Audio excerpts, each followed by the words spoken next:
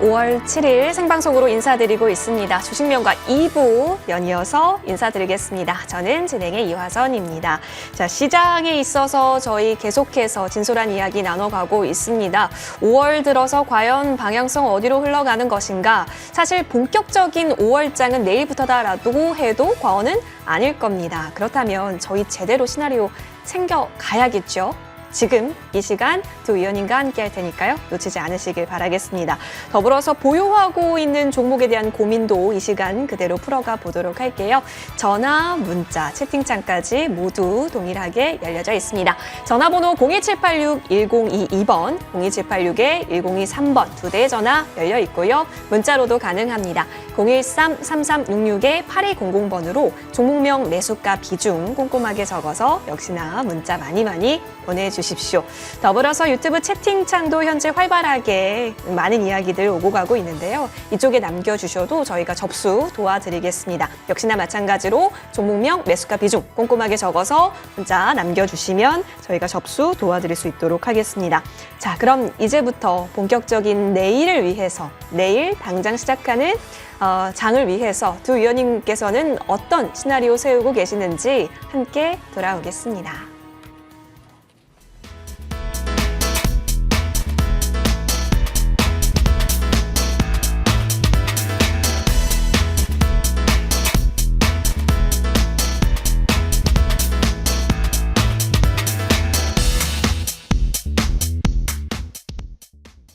오늘 두 위원님 함께합니다. 주식명가 2부를 빛내주실 투자의 맥 위원님, 김민재 위원님 함께하겠습니다. 어서 오십시오. 안녕하세요. 안녕하십니까. 예, 우리 두 위원님께서는 연휴는 잘 보내셨는지요?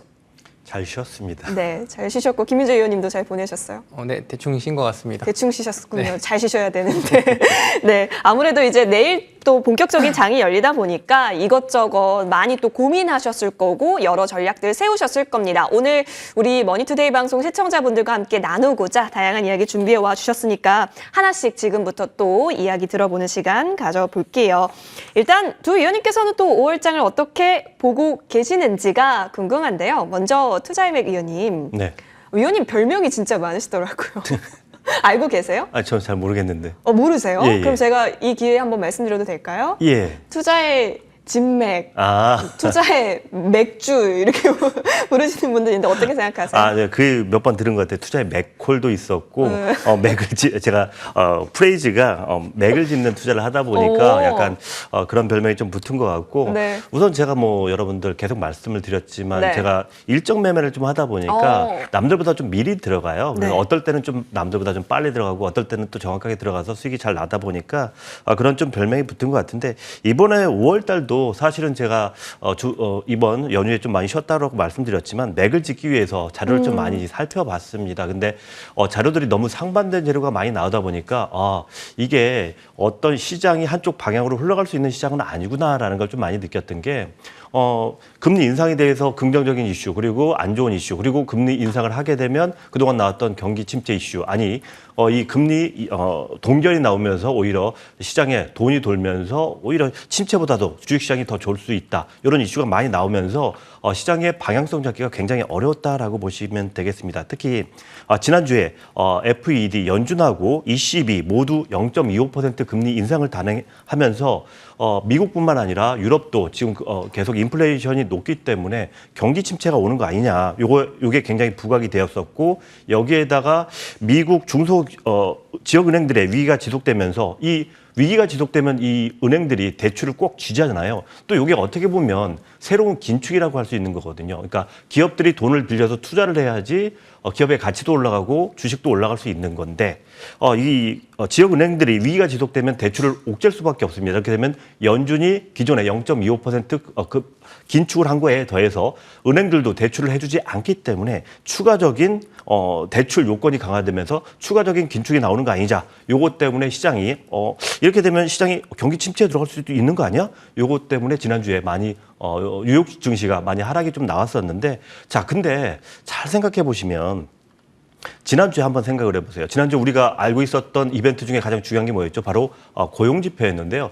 3월 달 그리고 2월 달, 1월 달에 고용지표가 잘 나온다 그러면 시장이 깨졌습니다. 근데 지난주 금요일 날 뉴욕 시장 보시면 나스닥 같은 경우는 2% 이상 급등이 나왔거든요. 그 이유가 뭐냐면 지금 경기 침체 우려가 계속 나오다 보니까 경기가 괜찮다는 신호가 필요했는데 자 지난주에 그 중요한 신호로서 고용 지표가 예상보다 굉장히 좋게 나왔잖아요. 그러면서 경기 침체는 아니구나. 여기에다가 애플 전 세계 시가총액 1위인 애플의 호실적까지 발표가 되면서 이 정도는 충분히 시장이 그러니까 지난주에 ECB의 금리 인상과 연준의 금리 인상을 충분히 견딜 수 있는 아직 시장의 체력이 있구나라고 좀 이렇게 시장에서 표현을 하지 않았나. 그래서 나스닥이 급등을 하지 않았나 이렇게 좀 판단이 됩니다. 자, 사실 지난주 금요일 날 고용지표가 강하게 나오면서 시장이 반등했는데 원래는 이게 맞습니다. 그동안 연준이 역대급으로 그러니까 이전에는 금리를 한번 올리고 3개월에서 6개월 정도 시장 반응을 보고 다시 올릴지 말지 결정을 했는데 이번에는 그런 게 없었잖아요.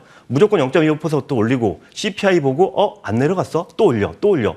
거의 뭐 그냥 싸우다시피 하다 보니까 이렇게 되면은 예전에 지난 10년 동안 금리를 올린 게 4%였는데 이번에 딱 1년 동안 올린 게 5%잖아요. 그러니까 지난 10년 전에 10년 동안 금리를 그렇게 천천히 올린 이유가 어떤 부작용이 시장에서 나올지 모르기 때문이었는데 이번에 1년 동안에 5% 올리다 보니까 부작용이 나오는 건 당연합니다. 자, 그 부작용 첫 번째가 뭐냐면 바로 지역 은행들의 이번 파산 사태가 거기서 나왔다라고 오히려 판단이 됐기 때문에 자, 오히려 지금 연준이 우려하는 그 인플레보다는 지금 금리를 많이 계속 동결을 하면서 이제 금리는 우리가 신경 쓸 바가 아니다라고 시장에서 이제 인식을 좀 한 것 같고 금리가 이미 5% 이상 올라가 있기 때문에 이런 고금리 상황에서 시장이 어느 정도 버텨주느냐 그것만 우리가 확인한다 그러면 5월달 증시도 그렇게 나쁘지 않다. 다만 그걸 확인하기 위해서는 시간이 좀 필요하잖아요. 그러다 보니까 5월달은 시장이 급등하기보다는 약간 관망세가 짙어질 수 있다. 이런 얘기가 나오고 있고 그것 때문에 조정이 나올 수 있다. 그것 때문에 바로 셀인 메이라는 말이 나오지 않았나 이렇게 또 판단이 되고 있습니다. 자, 지금 제가 봤을 때 앞으로 여러분들이 중요하게 여길 거는 뭐 다음 주에 나오는 CPI 그러니까 물가 지표는 지난달하고 비슷하게만 나와준다 그러면 많이 떨어지지 않고 비슷하게만 나와준다 그러면 시장에 큰 우려는 없을 것 같고 그리고 고용지표가 뭐 다음 달에도 나오겠지만 그 고용지표 역시 이번 달 지난주에는 예상보다 좀 좋게 나왔거든요. 고용지표는 오히려 좋게 나온다 그러면 경기 침체에 대한 우려가 계속적으로 낮아질 수밖에 없는 그런 모멘텀이 나올 수 있기 때문에 이제는 여러분들이 금리보다는 경기 침체 여부에 집중하면서 보시면 될 것 같고 다만 5월은 조정이 나올 수 있으니까 이럴 때 특히 박스권일 때는 항상 시장에 튀는 종목들이 있습니다. 지난주에는 페라이트, 그 전주에는 곡물이었죠. 자, 근데 여기서 제가 힌트를 하나 드리면요.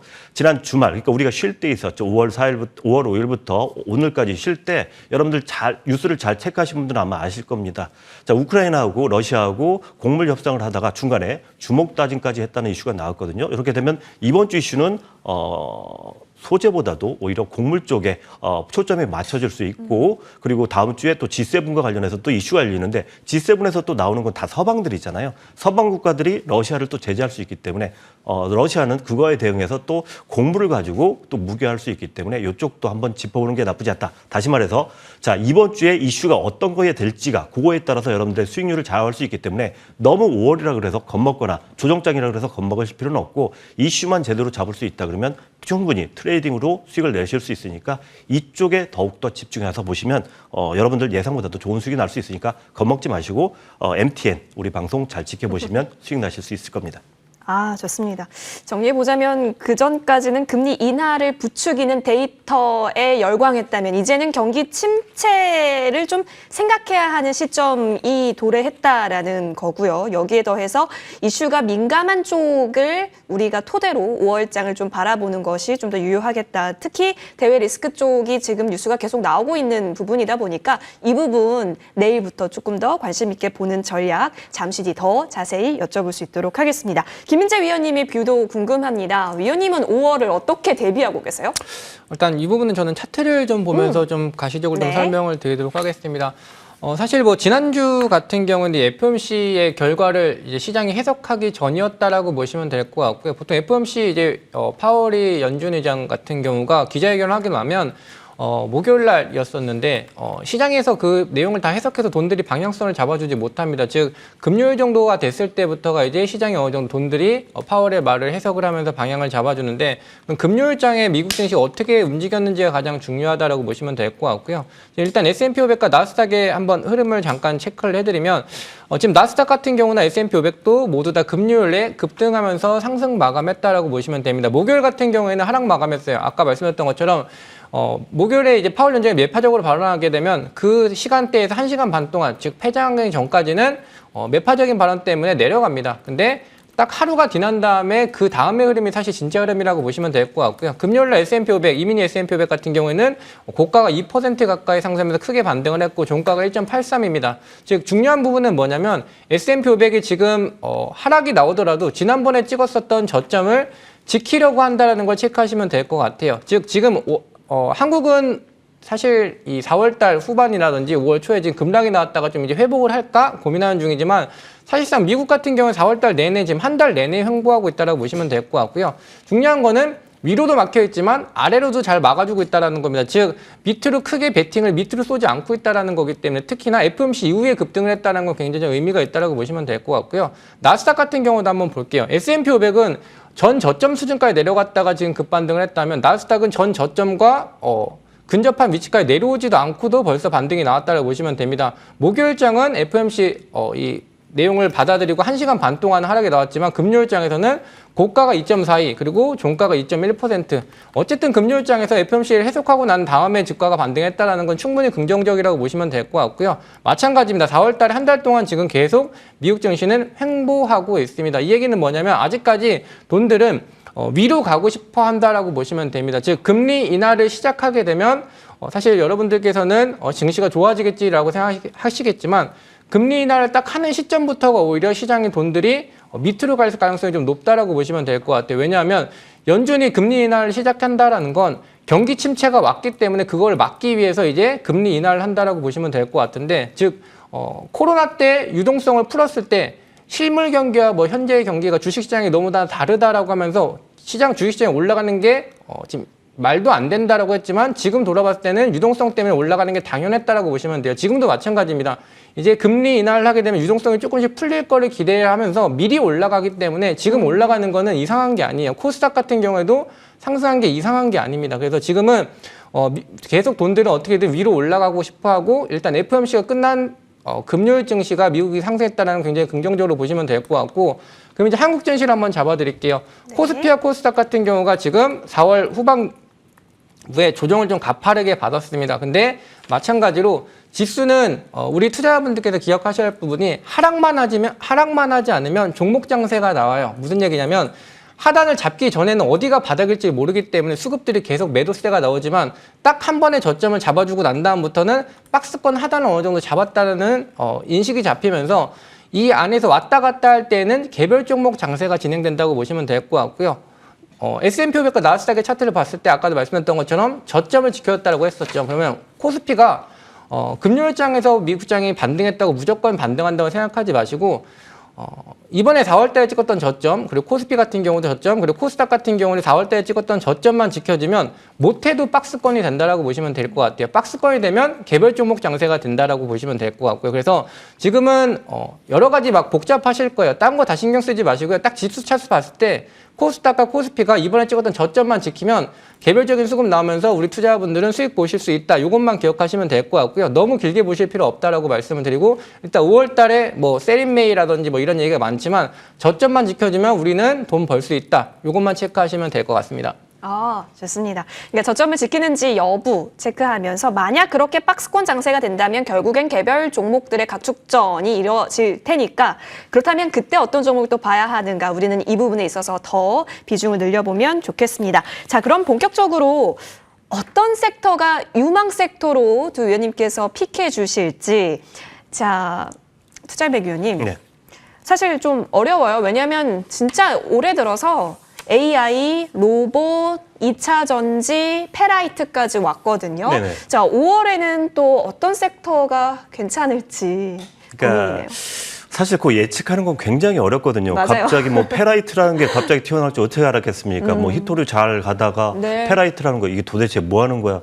나중에 이제 우리가 공대까지 다녀야 될 정도로 맞아요. 페라이트가 이걸 주식하면 똑똑해지죠. 어떻게 해야지 이게 또 만들 수 있는지 보면은 뭐 이번에도 뭐 페라이트 저거 공부 덕분에 많이 했는데 근데 뭐 그거를 대체할 수 있다는 거 이번에 처음 알았잖아요. 그러니까 네. 지금 미리 예측하기보다는 일정을 보고 예. 미리 이제 대응을 그리고 미리 예측 그 일정을 보면 미리 그러니까 대응을 할 수가 있거든요. 그러니까 예측 자체는 어려울지 몰라도 제가 일정 매매를 하는 이유가 그 이유입니다. 그러니까 어떤 걸 바로 닥쳤을 때 사면 이게 네. 추격 매수가 돼가지고 예. 윗꼬리를 잡는 경우가 굉장히 많은데 한 이틀, 3일 혹은 일주일이라도 일정을 보고 미리 잡을 수만 있다 그러면 적어도 올랐을 때 잡지 않고 밑에서 잡아서 기다릴 수가 있게 되거든요. 그래서 역시 지금 시장은 박스권이라고 아까 말씀드렸고 지금 연준이 금리를 더 올릴 수 있는 상황은 아니지만 그렇다고 소비가 엄청나게 강해지면서 위로 올라갈 수 있는 상황이 아닙니다. 왜? 올라가면 연준이 또 금리를 올려서 눌러버릴 게 뻔하니까. 그러니까 박스권 상단과 하단 정해놓고 그 안에서 움직일 건 뻔한데 그 사이에서 우리가 미리 수익을 내기 위해서는 남들보다 먼저 준비를 해야 되거든요. 그 준비할 수 있는 모멘텀은 바로 일정을 미리 알고 준비할 필요가 있다. 이렇게 보시면 되겠고. 그래서 제가 이번 주에 여러분들한테 좀 재밌는 거 말씀을 드리자면 일단 내일이요. 여러분들 아시는 분들 있으시겠지만 사우디에서 교통 물류 장관이 국내에 방한을 하게 됩니다. 그래서 국내에서는 원희룡 장관이 국내에서 사우디 로드쇼까지 펴지면서 8일부터 10일까지 이벤트가 좀 발생을 하거든요. 이렇게 되면 중동 관련주들이 한번 튀어오를 수가 있겠고요. 자, 그리고 수요일에는 또 뭐가 있죠? 바로 구글의 개발자 데이가 있는데, 자, 구글이 지난번에 굉장히 좀 안 좋은 결과를 냈었죠. 바드를 마이크로소프트가 좀 빨리 내다 보니까 일정보다 빠르게 이 바드에 대해서 선출시를 했었는데 여기에서 나오는 정보들이 대부분 오류여가지고 굉장히 망신을 당했습니다. 자, 그러면서 자, 구글이 그때 칼을 갈았죠. 5월 달에 우리 개발자 데이에 뭔가 보여주겠다라고 말을 하면서 바드라는 그 필명을 그 프로젝트명을 바꿔서 이번에 마기라고 해가지고 새로운 AI 프로젝트가 나오기로 했거든요. 그게 이번 주 수요일 날 또 나옵니다. 자, 그렇다 그러면 지난주부터 요거와 관련 주들 여러분들 준비를 해놓으셨다 그러면 이번 주 그렇게 어렵지 않게 좀 대응이 가능하니까 않을까 이렇게 좀 생각이 되는데, 일단은 지난주에 있었던 그 일정을 조금 이벤트를 살짝 제가 짚어드리면 지난주에 금리 인상이 있었죠. 자, 0.25% 올리면서 이제 6월 달은 금리를 더 이상 올리지 않겠다. 자, 금리를 더 이상 올리지 않겠다. 불확실성이 해소가 된 거죠. 그동안 성장주들이 계속 순환을 하면서 계속 올라가지 못했던 이유는 금리가 불확실했기 때문입니다. 다시 말해서 금리라는 거는 기업의 입장에서는 비용입니다. 자, 근데 비용이 확실하지 않다. 비용은 나는 5% 정도 생각했는데 이게 5.25%, 5.5%, 6%까지 올라가게 되면 성장주들에 제대로 베팅을 할 수가 없습니다. 왜?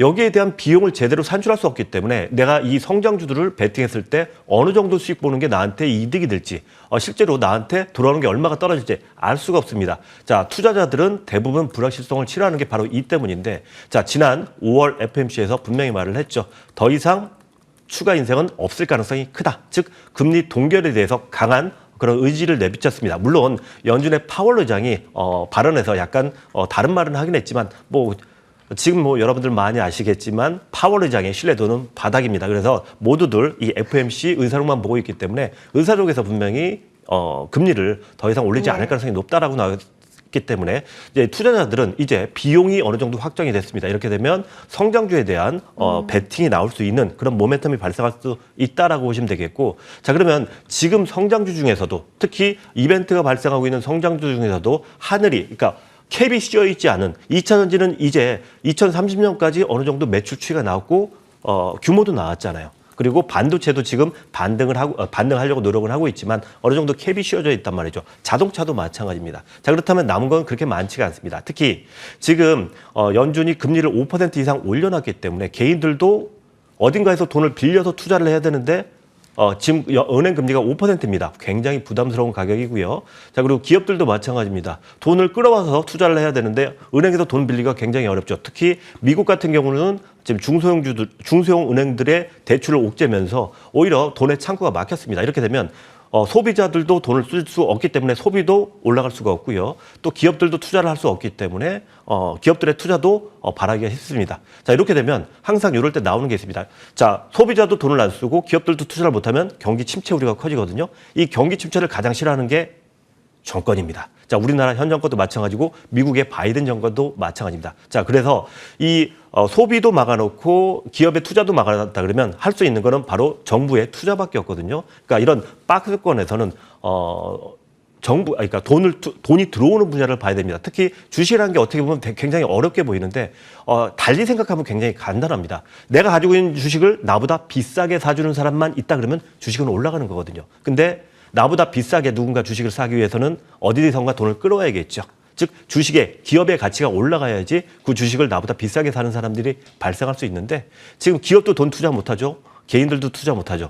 딱 하나밖에 없습니다. 정부가 투자하는 분야를 공략한다 그러면 충분히 우리가 주식 현재 지금 어려운 정에서도 충분히 수익을 낼 수 있다라고 보시면 되겠고 저는 그래서 지난 5월 달 FOMC 금리 최종 금리가 어느 정도 정해지고 나서 이제는 성장주를 봐야 된다. 그중에서도 캡이 아직 씌워지지 않은 분야. 로봇과 AI 이 두 섹터를 보는 게 맞다라고 말씀드리겠고 일단 이번 주에 제가 아까 말씀드렸다시피 구글의 AI 대회가 있거든요. 그래서 이번 주 공략 섹터는 AI 쪽이 맞다라고 판단이 되고요. 자, 이번 구글의 AI 대회에서 AI 관련해서 지난번에 마이크로소프트와 대응을 해서 약간의 망신을 당했는데 이번에 마개를 통해서 새로운 그런 GPT 책 관련 이슈가 나올 수 있기 때문에 이쪽에 좀 주목을 할 필요가 있겠고 특히 이것과 관련해서 최근에 IBM CEO가요.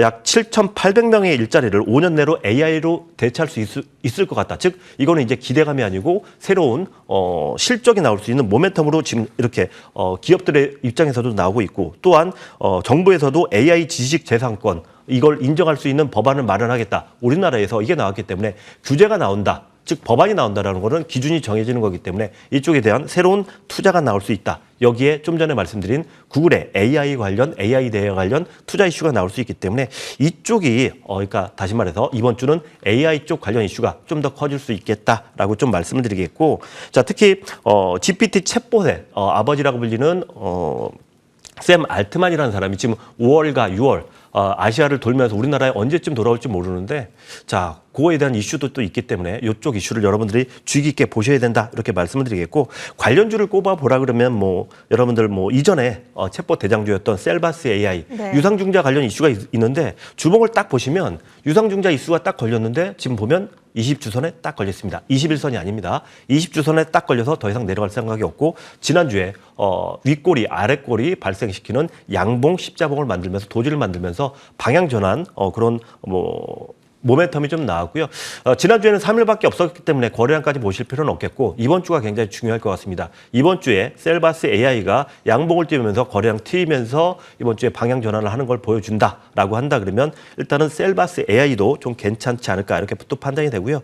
자 그리고 지난번 두 번째 종목이었던 솔트룩스도 마찬가지입니다. 딱 보시면 아시겠지만 역시나 20주선에서 지지난주에 한번 이탈을 시켰지만 지난주에 급등이 나오면서 다시 한번 방향을 돌려놓는 흐름이 나오고 있기 때문에 이 두 종목만 보더라도 AI 쪽 이슈를 우리가 주의 깊게 보아도 될 것 같다라고 좀 말씀드리겠습니다. 한때 대장 종목들이었죠. AI 이슈가 다시 한번 또 연이어서 나올 수 있는 가능성이 또 많기 때문에 이쪽 종목도 저희 눈여겨보겠습니다. 자, 이번에는 김민재 위원님께서 어떤 섹터 좀 보고 계시는지 궁금한데요. 위원님 별명 있으세요? 네, 갑자기 축구 선수 김민재 씨와 또 동명이인이신데 우리 시청자님 제보에 따르면 김민재 선수 팀인 나폴리가 이탈리아 세리아 A 우승컵을 들었다라고 해서 위원님도 저희에게 우승컵 들 만한 섹터 하나 주시죠. 일단 뭐 가장 기술적으로 반등 잘 나올 만한 섹터를 하나 전달드리도록 하겠습니다. 네, 일단은 사실 시장은 어느 정도 우리한테 힌트를 좀 줬다라고 보시면 될 것 같고요. 지금 사실 첫 번째 2차전지 쪽에서 제일 많이 상승이 나왔던 건 리튬을 시작으로 이제 2차전지 소재 쪽, 즉 거기에 들어가는 소재 쪽이 계속 상승폭이 좀 잘 나오고 있다라고 보시면 될 것 같습니다. 리튬으로 시작을 해서 지금 뭐 니켈이라든지 아니면 뭐 페라이트라든지 아니면 히토류 자석이라든지 이런 식으로 계속 2차전지에서 필요한 소재단, 즉 자원 무기화에 따른 좀 강세를 보이고 있다라고 보시면 될 것 같고요. 특히나 이 페라이트라든지 이런 종목들 같은 경우엔 4월달에 이미 시장이 뭐 하락하는 와중에서도 계속 잘 상승하는 모습을 보여줬습니다. 그렇기 때문에 특히나 이제 목요일장에서 좀 눌리는 모습이 나왔지만 이 눌렸을 때가 오히려 또 저가 매수의 기회가 될 수 있다라고 보고 있고요. 사실 두 가지를 좀 보고 있습니다. 일단은 조정을 마지막 거래일 때 조정을 좀 받았었던 2차 전지 소재 쪽, 뭐 니켈이라든지 리튬은 지금 조정을 좀 많이 받아서 약간 살짝 밀려 있는데 리튬보다는 니켈 쪽이라든지 아니면 페라이트 쪽 또는 히토리 자석 쪽 여전히 괜찮다라고 보고 있고요. 또 한 가지 섹터로 보고 있는 거는 사실 저는 로봇입니다. 로봇 같은 경우는 뭐 저를 아시는 분들이라면 제가 워낙 좋아하는 섹터다라는 걸 알고 계실 텐데 로봇 같은 경우는 굉장히 지금 조정을 많이 받았습니다. 특히나 마찬가지로 마지막 거래일 때 뉴로메카라든지 로보티즈 같은 경우가 뉴스가 하나씩 터져 나오면서 장중에 급등이 나왔었다라는 거를 확인하실 수가 있는데 이 부분은 좀 차트를 보면서 말씀을 드릴게요. 중요한 부분이 있습니다. 로보티즈 같은 경우에도 보게 됐을 때 5월 4일 목요일에 장중에 한 15% 가까이 급등을 하면서 밀려 내려왔지만 일단 수급을 좀 넣어줬다라고 보시면 되는데 로보티즈뿐만이 아닙니다. 뉴로메카라는 종목도 한번 보게 되면 장중에 마찬가지 목요일이었었고 17.86% 가까이 상승을 하고 지금 종가상으로는 뭐 밀려 내려왔지만 사실상 이 밀려 내려오는 건 계속 중요하지 않다라고 말씀을 드리고 있고요. 어디까지를 돌파해놓고 종가 마무리를 했느냐가 굉장히 중요한데 뉴로메카 같은 경우에 33,000원대를 지켜줬다라는 거는 제일 중요한 매물대에서 밀리지 않고 가격을 지켜줬다라고 보시면 될 것 같아요. 지금 보게 되면 33,000원대가 계속 돌파가 좀 안 되는 모습인데 이미 지금 두 차례에 걸쳐 거래량과 함께 급등이 나면서 위로 올려놨다라고 보시면 될 것 같고 벌써 지금 로봇주들이 조정을 받는 폭을 보게 되면 3월 말부터 지금 뭐 4월 한 달 통째로 조정을 받았기 때문에 한 달보다 조금 더 조정을 받았다라고 보시면 될 것 같아요. 특히나 제일 먼저 올라갔었던 애들이 있죠. 뭐 레인보우 로보틱스라든지 이런 상승 파동이 제일 첫 번째 나왔었던 이런 애들이 지금 벌써 이제 하방을 좀 막아주고 있다라고 보시면 될 것 같습니다. 마찬가지로 시장이 빠지고 있는데 로봇주들이 목요일장에서 보게 됐을 때 양봉을 보이고 있었어요. 시장이 가파르게 빠짐에도 불구하고 양봉을 보이면서 버티는 모습을 보였다는 건 이제는 어느 정도 차익 실현할 거는 다 빼냈고 이제 주가를 밑에서 좀 받쳐주고 있는데 이제 기술적 반등을 시도하는 타이밍이라고 보시면 될 것 같습니다. 그래서 저는 다음 주, 즉 5월 달에는 좀 눈여겨봐야 되는 게 2차전지 소재단은 여전히 좀 계속 봐야 된다라고 보고 있고요. 여기다가 지금 사실상 시장에 급락이 나온 다음에 아직까지 방향성이나 또는 어떤 섹터로 수급이 가고 있는지 전혀 나오고 있지는 않지만 제일 유력한 쪽을 로봇으로 보고 있습니다. 아까 말씀드린 건데 첫 번째 근거는 워낙 지금 벌써 뭐 한 달이라든지 그 이상 조정을 받은 종목들이 굉장히 많고요. 특히나 유진 로봇이라는 이런 종목들을 보게 되면 벌써 상승폭을 뭐 거의 다 반납했다라고 보시면 될 것 같아요. 급등 나오기 초반 위치까지 거의 다 내려와서 과도하게 조정을 받은 종목들도 많고 기간으로 많이도 조정을 받았기 때문에 로봇주들 같은 경우에는 결국은 대기업에서 투자를 한다라고 보시면 될 것 같고 그러면 실적 시즌이 됐을 때 실적 발표가 나오게 됐을 때는 로봇은 거의 다 이제 흑자 전환이 되고 있기 때문에 실적을 보고 났을 때 경기가 안 좋아도 얘네들은 계속 흑자가 나오고 성장성이 올라가네, 실적이 계속 올라가네 이걸 확인할 수밖에 없기 때문에 로봇주들 지금부터 저가에서 모아가시면 충분히 좋은 수익 낼 수 있다. 그리고 특히나 로봇주들은 한번 올라가게 되면 또 급등하면서 올라가기 때문에 어떤 섹터보다도 충분히 좀 재미있는 수익 볼 수 있다고 말씀을 드리면서 2차전지 소재단 여전히 좀 지켜볼 필요가 있고 저는 개인적으로 로봇 쪽을 꼭 보셨으면 좋겠다라고 정리드리겠습니다. 네, 원자재단 그러니까 리튬, 니켈, 페라이트 이쪽과 함께 더불어서 또 로봇까지 챙겨주셨습니다. 유망 섹터 여러분 꼭 여기서 잘 힌트 얻어가 보셔도 좋겠습니다. 자, 저희 이렇게 다양하게 정말 자세하게 이야기 나누는 동안 많은 분들께서 전화, 문자 많이 남겨주고 계실 텐데요. 이제부터는 여러분의 종목 고민 해결하러 떠나보겠습니다.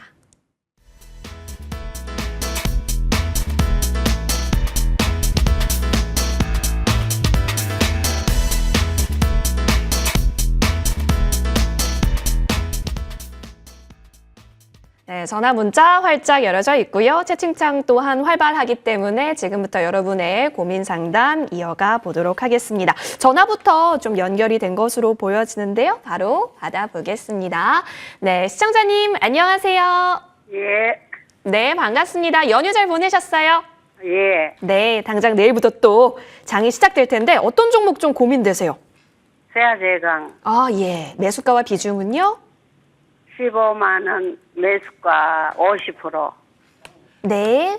세아 제강과 세아 예. 제강 지주가 있을 텐데 혹시 지주. 지주, 네, 세아 예. 제강 지주로 도와드릴게요. 예. 자, 매수가 15만 원에 비중은 50% 갖고 계신데 어떻게 보면 지금 소폭 계좌에서 빨간색으로 보여지고 계시겠네요. 예. 어떤 부분이 고민되고 걱정되세요? 아이, 지금 그게 얼마까지 봐야 되는 어, 거고, 그러면 목표가. 어떻게 되는가? 예, 예. 언제쯤 좀 팔면 좋을지 예, 예, 고민되시는 예. 것 같은데요. 투자임액 위원님 연결 도와드릴 테니까 전화 예. 한번 받아보세요. 예. 네, 안녕하십니까? 네. 네. 반갑습니다. 반갑습니다. 예, 예. 좋은 종목 잘 갖고 계시네요. 근데 예. 비중이 50%시면은 좀 과하게 좀 들어가신 건 맞네요. 예, 예. 예, 이게 이 종목이 거래량이 많지 않은 종목이기 때문에 변동성이 좀 클 수 있으니까 그거는 좀 마음에 염두에 두시고 특히 비중이 크시기 때문에 이 종목은 굉장히 무겁고 좀 안정적인 종목이니까 만약에 변동성이 좀 크시더라도 너무 고민하지 않으셔도 되는 종목이다라고 먼저 좀 말씀을 좀 드리겠습니다. 예. 자, 우선 이 종목이 최근에 보면 약간 부각이 되고 있는데 이유는 작년 매출이 좋았기 때문입니다. 특히 2021년 대비해서 2022년 매출이 한 40% 가까이 좋게 올라오다 보니까 상승 탄력이 좀 좋았는데 문제는 올해 실적 전망이 그렇게 좋지가 않습니다. 이유는 여러 가지가 있는데 일단은 작년부터 좀 이어진 원료 가격이 있잖아요. 이게 떨어지다 보니까 이 기업의 판매 가격을 올릴 수 있는 명분이 없어요. 자, 그래서 일단 비용이 좀 발생할 것 같고요. 그리고 요거와 더불어서 저 해외 자회사가 하나 있습니다. 풍력 쪽에 이 기업이 신사업을 진출하고 있는데 여기에다가 투자를 하다 보니까 그 일회성 비용이 나갈 수밖에 없거든요. 이렇게 되면 이제 올해 실적은 작년보다 좋을 가능성이 좀 희박합니다. 그런데 올해 투자를 했다는 거는 뭔가 좋은 새로운 사업을 하기 위해서 돈을 벌 수 있다는 확신이 있으니까 투자를 한 거잖아요. 그래서 이 종목은 단기로 보시면 가져가기 좀 어려우시겠지만 중장기로 보면 충분히 메리트가 있다라고 보시면 되겠고, 자, 이 기업이 최고 많이 하는, 그러니까 주력으로 하는 사업은요, 관광 사업인데 최근에 러시아하고 우크라이나하고 전쟁하면서 유럽에서 이 자체적으로 가스관 새로 만들고 그리고 자체적으로 중동하고 미국에서 가스를 들여오잖아요. 요것 때문에 강간 수요가 굉장히 많아지고 있거든요. 근데 요거를 짓는데 시간, 즉 레깅이라 그래서 시간이 좀 걸리다 보니까 그거 짓는데 좀 시간이 걸리다 보니까 매출이 올라가는데 약간 시간이 걸려요. 그것 때문에 올해 매출 작년보다는 좀 처질 수는 있습니다. 하지만 올해 유럽에서 이 파이프라인 중설을 확정을 했기 때문에 올해 지속적으로 이게 매출이 발생하고 내년부터는 본격적으로 발생을 하게 되면 매출과 영업이익이 올해보다 내년 좋아질 것 같거든요. 그래서 올해는 잠깐 조정이 나올 수 있습니다. 하지만 큰 걱정은 안 하셔도 될 것 같고, 그리고 신규로 지금 들어간 풍력 그쪽도 올해 말고 내년부터 실적이 나올 것으로 여겨지거든요. 이렇게 되면 현재 지금 이 종목의 현재 주가가 15만 원인데 현재 시장 계산상으로 실적, 그러니까 내년 예상 실적하고요. 그리고 올해 말부터 나오는 자회사의 실적까지 합쳐지면 이 기업의 목표가는 한 20만 원까지 잡을 수 있을 것 같거든요. 특히 이제 제가 차트를 보면서 좀 말씀을 드리면 제가 좀 전에 말씀하실 때 잠깐 차트에 선을 한번 그어봤는데 딱 보면 12만 원 선 위에서 지금 박스권 하단이 좀 형성이 돼 있고요. 그리고 20만 원까지 딱 박스권 상단이 좀 만들어지고 있습니다. 다시 말하면 이 기업의 현재 기업 가치, 그러니까 내년까지 나올 수 있는 실적 기업 가치를 봤을 때는 목표가를 20만 원 정도 잡으시면 될 것 같고,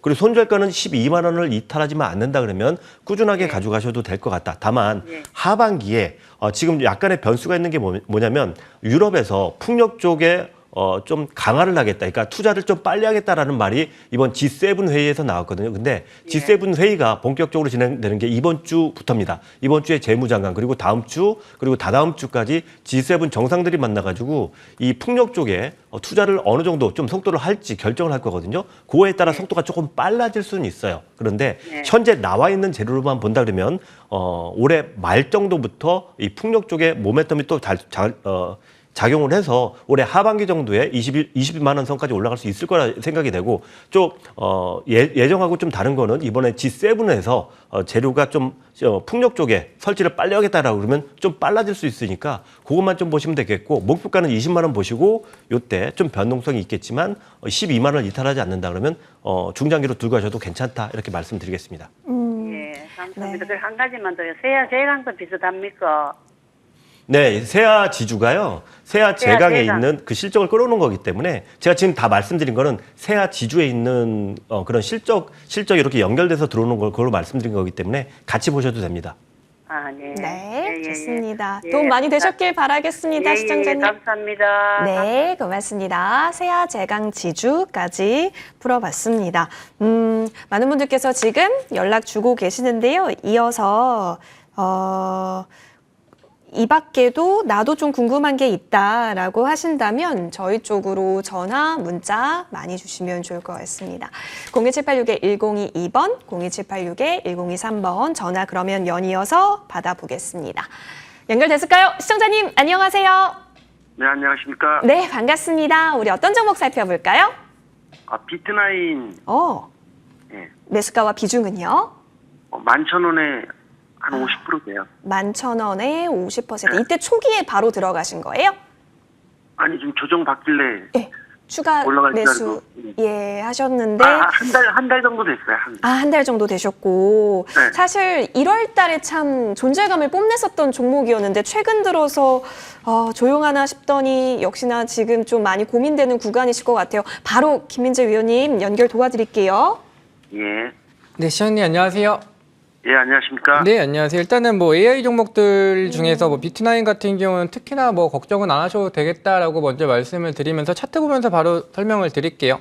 일단은 네네. 뭐 사실 이 AI 쪽에서 엔비디아라든지 마이크로소프트가 가장 사실상 수혜를 받는다라고 보시면 될 것 같고요. 비트나인 같은 경우는 대표적으로 이제 마이크로소프트 쪽과 챗봇 AI 쪽에서 마이크로소프트와 연관이 있는 회사이기 때문에 사실상 AI가 반등을 했을 때 비트나인은 반드시 수익권 상승률 상위권에 들어올 만한 종목이다라고 보고 있으니 너무 걱정하실 필요는 없을 것 같아요. 근데 지금 워낙 많이 빠지고 있고 AI 같은 경우가 지금 반등이 없어서 좀 걱정이 되실 것 같은데 이 부분 차트 보면서 좀 더 설명을 드릴게요.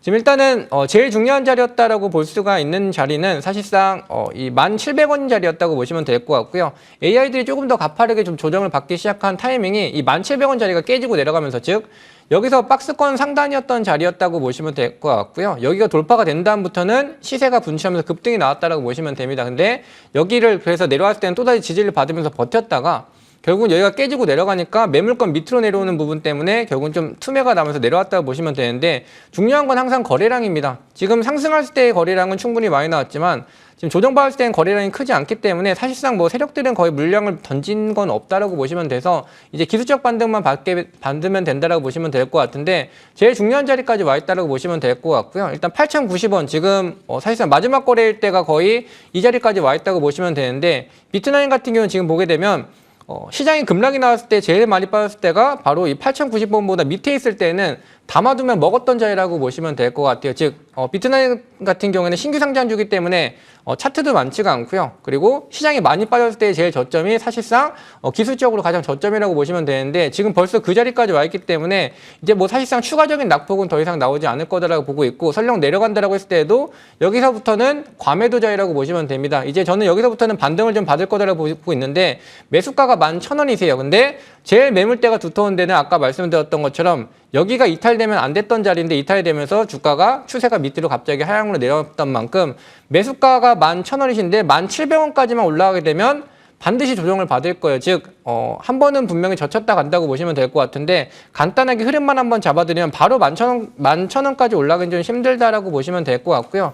여기서 지지 성공하게 되면 9,520원대까지 갔을 때는 전 고점대가 물량 하나 있기 때문에 여기서 잠깐 주춤할 겁니다. 그리고 여기서 조정을 받고 다시 한번 지지받고 반등이 나왔을 때는 또다시 매수가 근처까지 왔을 때 주춤할 거예요. 그럼 우리는 기회비용을 좀 생각할 필요가 있기 때문에 일단은 9,520원대까지 오게 됐을 때는 한번 다시 조정받았다 내려 올라갈 수 있다라고 보시면 돼서 여기 구간은 조금 참으시자라고 말씀을 드리겠고 단 1,700원까지 왔을 때 즉 매수가 근처까지 왔을 때는 여기는 사실상 가장 매물이 많은 자리입니다. 거래량도 가장 많았던 자리이기 때문에 여기는 정말 좀 쉽지 않을 거예요. AI 쪽에서 이슈가 크게 나오지 않는 한 쉽지 않을 거기 때문에 여기서는 일단은 전량 다 팔았다가 다시 잡는 전략이 제일 괜찮다고 보시면 될 것 같고 요것만 기억하세요. 9,520원까지 가게 되면 한번 젖혔다 갈 거다. 그리고 반등받게 됐을 때는 내 매수가까지 올 텐데 거기서 내가 수익 보고 나가겠다는 욕심보다는 일단은 팔았다가 다시 잡는 전략으로 가져가시면 가장 좋겠다라고 정리드리겠습니다. 예. 네, 감사합니다. 네, 도움 많이 되셨길 바라겠습니다. 비트나인까지 살펴봤습니다. 자, 여러분 그렇다면 두 위원님께서는 어떤 종목 조금 더 관심 있게 보고 계실까요? 두 위원님의 관심 종목 챙기러 떠나보시죠.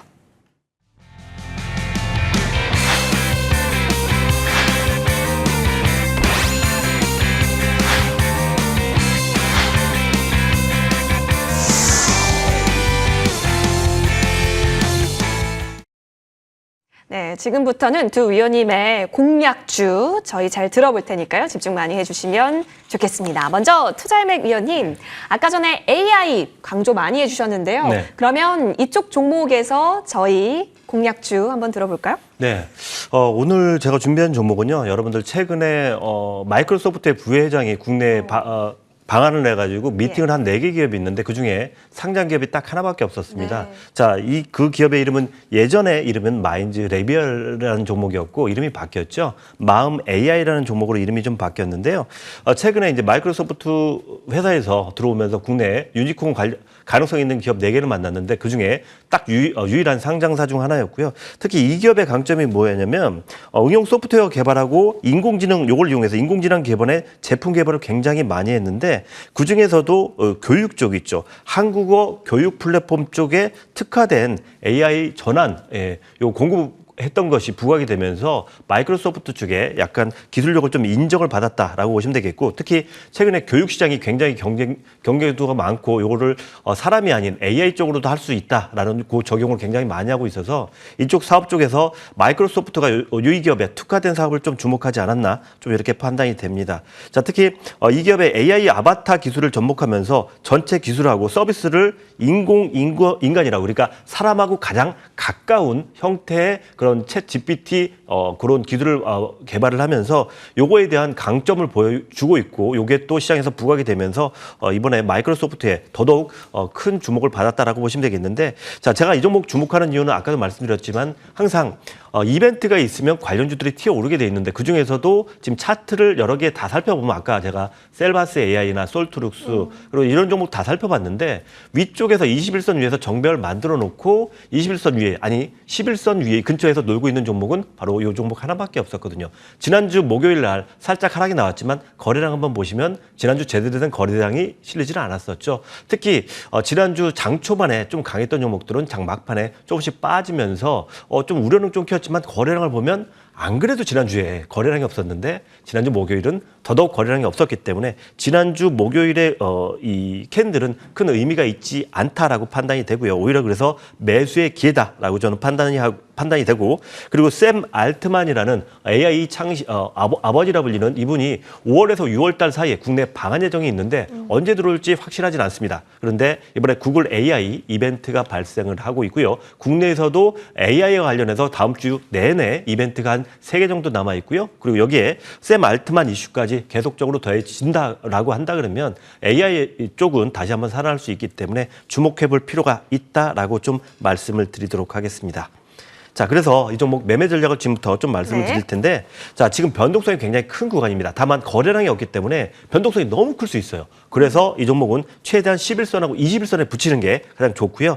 내일 우리 그 시스템상 27,000원 선이 지금 21선인데 내일 시초가에 아마 매수되는 걸로 체크가 될 것 같은데 최대한 21선에 붙이는 게 가장 좋고요. 손절가는 22,000원까지 잡으셔야 됩니다. 왜냐하면 최근에 보면 변동성 엄청 크잖아요. 근데 내려갈 때 보면 거래량이 아예 없어요. 자, 그렇다는 거는 거래량 없이 주포는 그대로 있고 개인들의 매매에 의해서 살짝 빠졌다가 그리고 바로 늦어도 3일 안에 올라오는 그런 형태가 나오고 있기 때문에 이 종목 주봉을 보더라도 지금 탄탄한 바닥이 만들어지고 있고 20주선이 위치한 물량이 바로 22,000원, 22,500원 요 선이기 때문에 그 선만 이탈하지 않는다 그러면 가져가도 좋다라고 말씀을 드리겠고 목표가는 제가 45,000원까지 한번 잡아도 무방하다. 그리고 45,000원 추가로 가면 제가 이거 말고도 단도 지급을 또 진행을 하고 있는데요. 거기서도 제가 다시 한번 AS 해드릴 테니까 오후 6시에 시작하는 그 방송도 같이 예. 지켜보시면 AS 받으실 수 있을 것 같습니다. 좋습니다. 목표가 45,000원, 손절라인 22,000원으로 마음 AI 정리해 보겠습니다. 자, 마음도 예쁘고 이슈와 자리도 예쁜 종목으로서 정리해 볼게요. 이번에는 김민재 위원님의 종목 선물 들어보겠습니다. 위원님 어떤 종목일까요?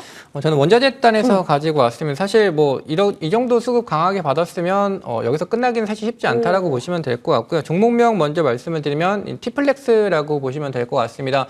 저는 저 아시는 분들 아시겠지만 오른 거 추천주 안 드립니다. 지금 티플렉스 같은 경우에는 과거부터 항상 히토류 쪽에 엮여 있었던 종목이라고 보시면 될 것 같고요.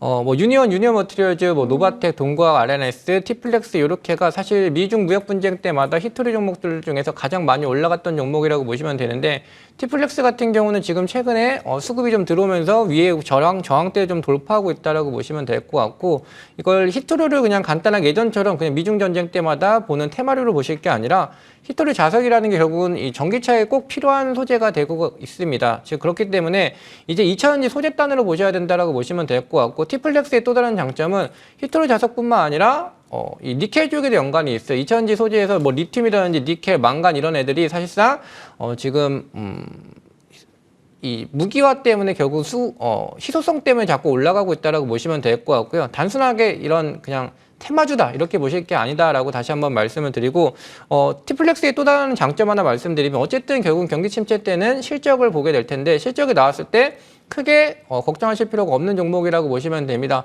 원래 이 스테인리스 강 절삭 가공업체라고 보시면 될 것 같고요. 후판 같은 경우도 진행을 하고 있기 때문에 원래도 실적이 꾸준히 좀 나온 회사라고 보시면 될 것 같아요. 만년 적자를 보는 그런 회사가 아니라 계속 꾸준히 실적이 좀 잡힌 회사이기 때문에 실적 발표가 나왔을 때도 크게 흔들리지 않을 주가라고 보시면 될 것 같고 기술적으로 지금 거의 올라간 게 없다라고 보시면 되기 때문에 내가 지금 2차전지 원자재 쪽 잡고 싶겠다 또는 히토류 자석 쪽이라든지 니켈 이쪽 잡고 싶다라고 하시면 티플렉스 꼭 보시면 좋겠습니다. 이제 차트를 보면서 조금 더 말씀을 드릴게요.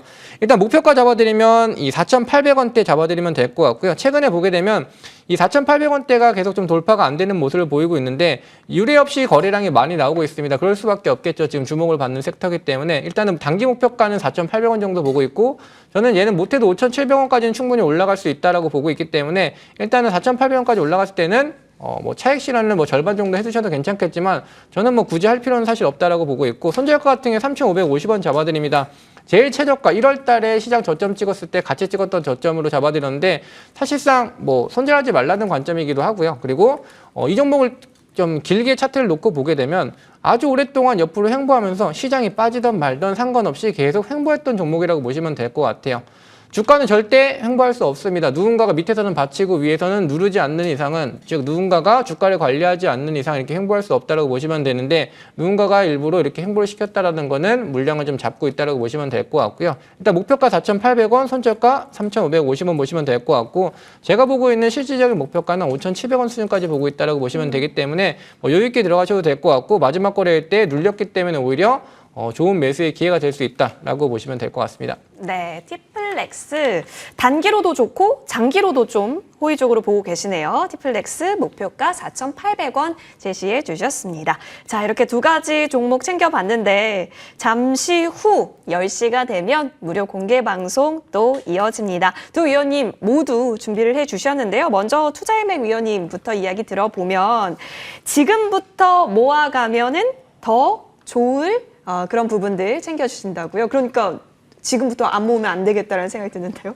그러니까 5월달 왜 자꾸 겁을 먹고 있는지 모르겠는데, 그러니까 세린 메이 요거에 너무 이제 여러분들이 너무 요거 신경을 많이 쓰는 것 같은데 그걸 너무 신경 쓰지 마십시오.